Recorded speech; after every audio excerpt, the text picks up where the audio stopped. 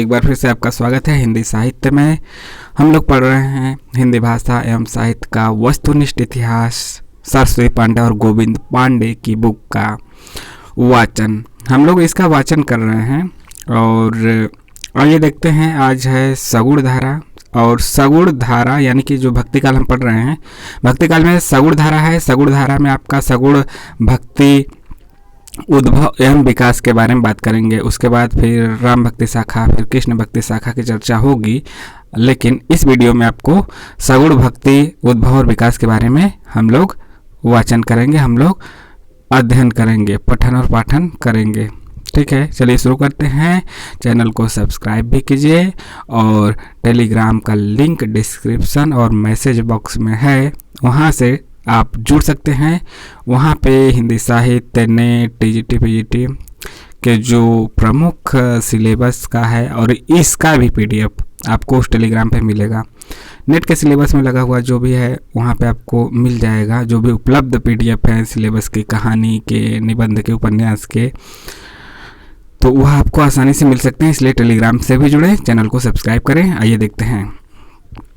आचार्य रामचंद्र शुक्ल के अनुसार श्रद्धा और प्रेम के योग का नाम क्या है? भक्ति है। भक्ति साहित्य में प्रस्थान त्रयी, उपनिषद, गीता, प्रस्थान त्रयी किसे किसे कहा जाता है? उपनिषद, गीता और ब्रह्मसूत्र को कहा गया है। ठीक है, भक्ति साहित्य में प्रस्थान त्रयी, जैसे वेद त्रयी कौन है?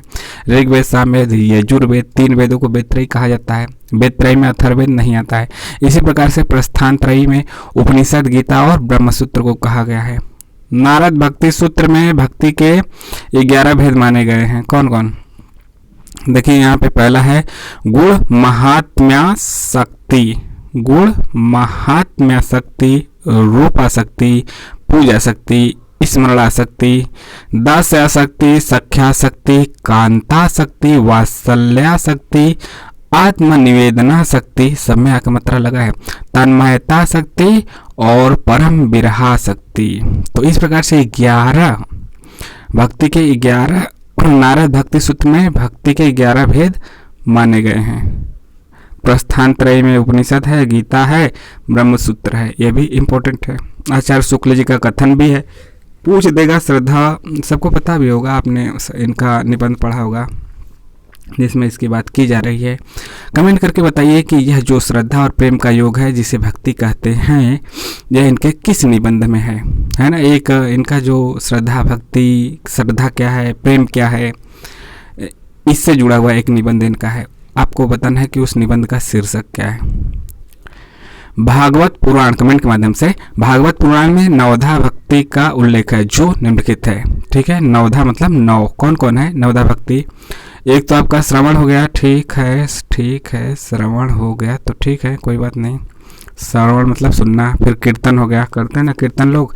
स्मरण हो गया, पाद सेवन हो गया, अर्चन हो गया, बंधन हो गया, दास्य हो गया मतलब अपने को दासी ही मान ले ईश्वर का। सख्य हो गया मतलब कि उनका फ्रेंड हो गए। आत्मनिवेदन। तो इस प्रकार से 9 भक्ति का उल्लेख है। वैष्णव धर्म में सर्वप्रथम भागवत धर्म आता है। भागवत धर्म के बाद क्रमशः सात्वत, पंचरात्र तथा नारायणी धर्म का उदय होता है। सात्वत धर्म के प्रवर्तक कौन है? वासुदेव। तो वैष्णव धर्म के में सर्वप्रथम भागवत धर्म है। भागवत धर्म के बाद सात्वत, फिर पंचरात्र, फिर नारायणी धर्म आता है और सात्वत धर्म के प्रवर्तक वासुदेव को माना जाता है। पंचरात्र में रात्र शब्द का अर्थ ज्ञान है। रात्र शब्द का अर्थ ज्ञान है। ठीक है, पंचरात्र में रात्र शब्द का अर्थ ज्ञान है। परम तत्व, मुक्ति, भुक्ति, योग तथा विषय, विषय मतलब संसार, इन पंचविध ज्ञान वचन को पांचरात्र धर्म कहा गया है।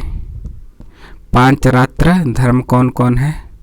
परम तत्व हो गया, मुक्ति हो गया, भुक्ति हो गया, योग हो गया और विषय हो गया। विषय का मतलब कि संसार से जो जुड़ा है, संसारिक।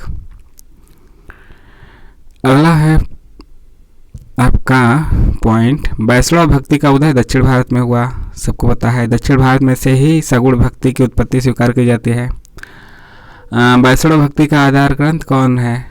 भागवत महापुराण माना जाता है। वैष्णव भक्ति के आदि आचार्य कौन है? रामानुजाचार्य हैं।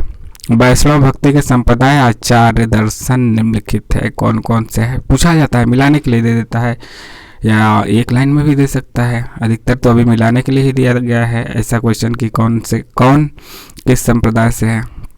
इधर संप्रदाय है, प्रवर्तक है, जन्म मृत्यु है, गुरु कौन है, दर्शन कौन है, जन्म स्थान। अधिकतर तो मतलब कि इनका नाम दे देगा, संप्रदाय पूछ देगा या फिर दर्शन कौन सा है वह पूछा जाता है।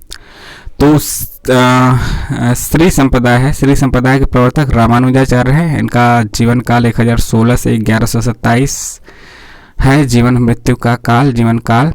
इनके गुरु है यादव प्रकाश। दर्शन इनका है विशिष्टाद्वैतवाद, यह इंपॉर्टेंट है। रामानुजाचार्य का श्री संप्रदाय और दर्शन विशिष्टाद्वैतवाद। जन्म स्थान कांचीपुरम आपका दक्षिण भारत में है। ब्रह्म संप्रदाय के प्रवर्तक हैं मध्वाचार्य और इनका जन्म है 1199 और यह द्वैतवाद के प्रवर्तक हैं। इनका जन्म बेलग्राम में हुआ था, बेलीग्राम मतलब कर्नाटक में। रुद्र संप्रदाय के प्रवर्तक विष्णु स्वामी हैं। इनका जन्म 1300 ईस्वी में हुआ था और इनका जो दर्शन है शुद्धाद्वैतवाद है। शुद्धा ऊपर वाला रामानुजाचार्य का था विशिष्टाद्वैतवाद, विष्णु स्वामी का है शुद्धाद्वैतवाद। अगले हैं सनक आदि संप्रदाय। सनक आदि संप्रदाय निम्बकाचार्य का है। निम्बकाचार्य का जन्म 1114, मृत्यु 1162 में। इनके गुरु नारद मुनि हैं और इनका द्वैताद्वैतवाद मतलब द्वैत अद्वैत दोनों इसमें है। द्वैत और अद्वैत। और इनका जन्म हुआ था निम्बापुर में।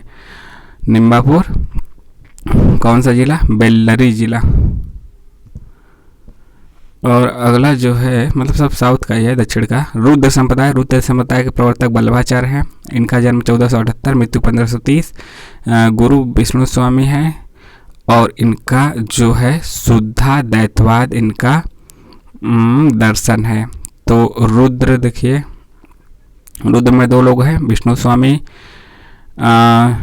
स्वामी इनका भी शुद्धाद्वैतवाद है और जो ये हैं वल्लभाचार्य इनका भी शुद्धाद्वैतवाद है। यानी कि रुद्र संप्रदाय के प्रवर्तक विष्णु स्वामी और वल्लभाचार्य को माना जाता है जिनका दर्शन शुद्धाद्वैतवाद है। और एक बार फिर से बस देखिए, रामानुजाचार्य श्री संप्रदाय विशिष्टाद्वैतवाद, मध्वाचार्य ब्रह्म संप्रदाय द्वैतावाद है, विष्णु स्वामी और वल्लभाचार्य इन दोनों का रुद्र संप्रदाय और शुद्धाद्वैतवाद। निम्बकाचार्य का सनक आदि संप्रदाय है द्वैताद्वैतवाद, द्वैत और अद्वैत दोनों। तो ये इतने हो गए, ठीक है। प्रमुख बिंदु, रुद्र संप्रदाय के आदि प्रवर्तक विष्णु स्वामी हैं, किंतु कई विद्वान इसका प्रवर्तक वल्लभाचार्य को मानते हैं, इसलिए दोनों का नाम दिया गया है। तो दोनों का एक ही संप्रदाय है। कुछ लोग वल्लभाचार्य को मानते हैं, कुछ लोग विष्णु स्वामी को मानते हैं और रुद्र संप्रदाय है और शुद्धाद्वैतवाद है इनका दर्शन। दक्षिण भारत के वैष्णव भक्तों को आलवार कहा जाता था। जो विष्णु जी के मानने वाले थे उन्हें आलवार कहा जाता था और जो शिव को मानने वाले थे उन्हें क्या कहा जाता था? नैनार। आलवारों ने कृष्ण और राम दोनों की आराधना की है, ठीक है।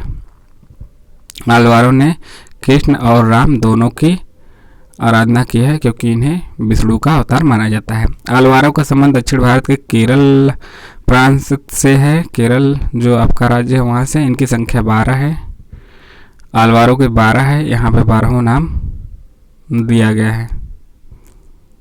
12 तमिल नाम है, संस्कृत नाम है एक इन्हीं लोगों का। पहला है मोयज्ञ, ये सब इधर तमिल है इधर संस्कृत है। मोयज्ञ आलवार, संस्कृत नाम इनका सरो योगिन।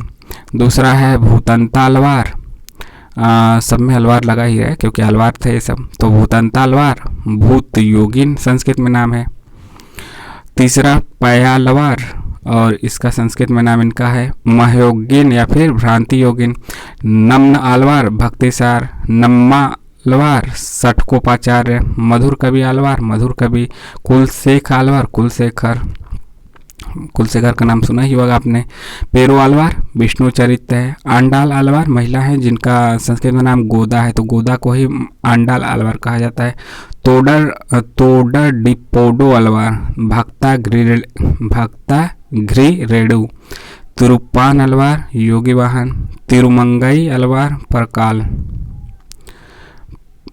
अब इसमें क्या है प्रमुख बिंदु? आलवार संतों में सर्वाधिक लोकप्रिय कौन है? सटकोप। कौन है? सटकोप। सबसे ज्यादा फेमस कौन है? सटकोप थे। इन्होंने निम्न पुस्तकों की रचना की है। इन्होंने निम्न पुस्तकों की रचना की है, तो सबसे ज़्यादा फेमस है सटकोपाचार्य, जिनका कि तमिल में नाम पूछ सकता है तो नम्मालवार। याद रखिए, नम्मालवार ही सटकोपाचार्य हैं, सबसे ज़्यादा फेमस रहे हैं। इनकी पुस्तकें याद रखिए, तिरुवायमोली, तिरुवीरतम,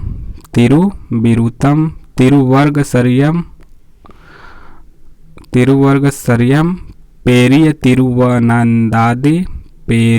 तिरुवनंदादि और सहस्त्रगीति।